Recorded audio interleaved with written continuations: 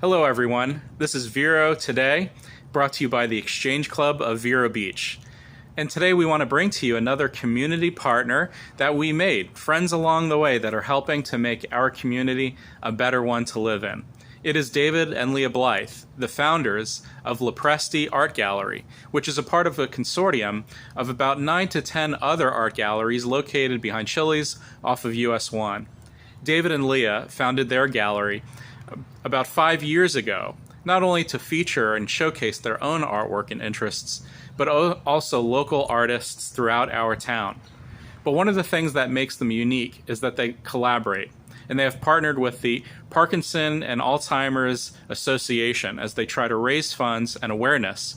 We recently heard from David and Leah at one of our Exchange Club lunches that we have at Vincent's Restaurant. And in fact, we'd like to invite you to one of those lunches at Vincent's Restaurant. We have them on most Tuesdays of the month for the Exchange Club of Vero Beach, as we seek to collaborate with our friends within the community.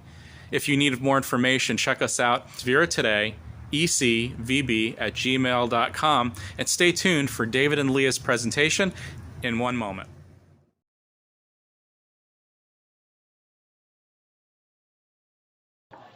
When I retired, I looked for something to keep me busy, and I realized that I always like the inside of airplanes better than the outside.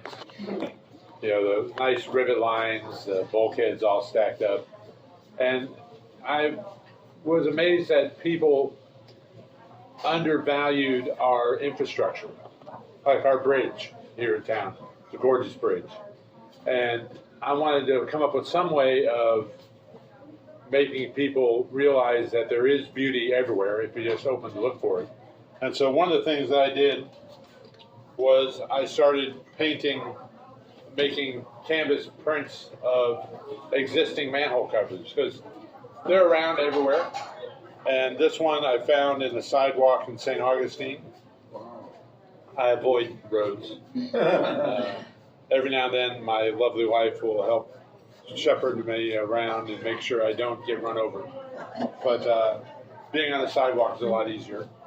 And this takes about 2 hours to do the rubbing there on my hands and knees, and then make my own stretchers and my own frames, because it's tough to find a round canvas stretcher.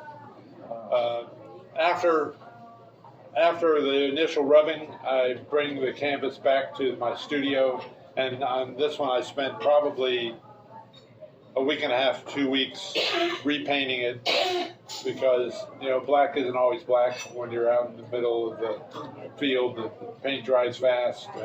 Some things you didn't quite get. Now, being that we live in Vero Beach, you'd think that we'd have really spectacular manhole covers. No, we don't. So I made my own. I did a carving of what I think Vero Beach should have, and then I did a painted print from that. This is a limited edition run, and it's a lot of fun. And when we travel, and we try and travel as much as we can, I've always packed some canvases and some paint, and we go hunting. And it's part of the fun of finding a manhole cover that you can do a good print from. It's a lot of fun. Did I miss anything? Well, this Friday, we have a art walk. It's every third Friday, and also now we're working on Saturdays because a lot of people don't like to drive in the evening. And every third Friday, they're in the building behind Chili's restaurant. There's a one-story building, and that is where the event is. And there's 12 different studios there, and approximately 24 different artists showing their work. Every month, we like to have a nonprofit come and set up a table so that they can make other people aware of their nonprofit. But for the past 4 months, we have focused on the Alzheimer's and Parkinson's Association, and we're offering free pour experiences where you pour the the paints on the canvas every Friday. And it's, no judgment. It's just fun. And we ask for a donation towards the Alzheimer's and Parkinson's Association.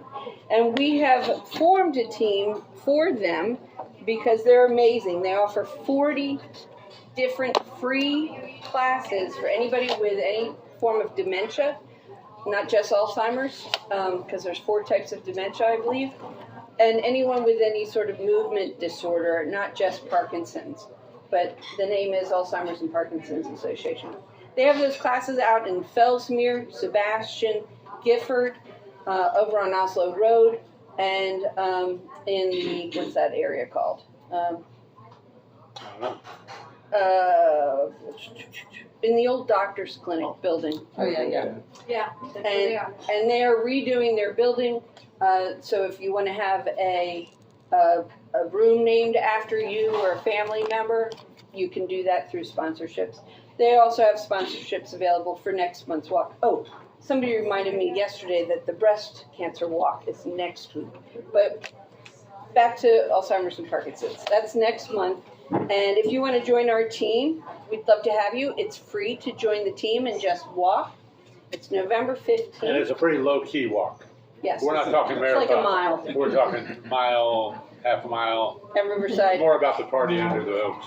And so with this card, if you would like to just join our team, the Alzheimer's and Parkinson's Association uses some website where all the teams are and you can sign on. If you want to make a donation in the name of somebody that has Parkinson's or Alzheimer's, you can do that.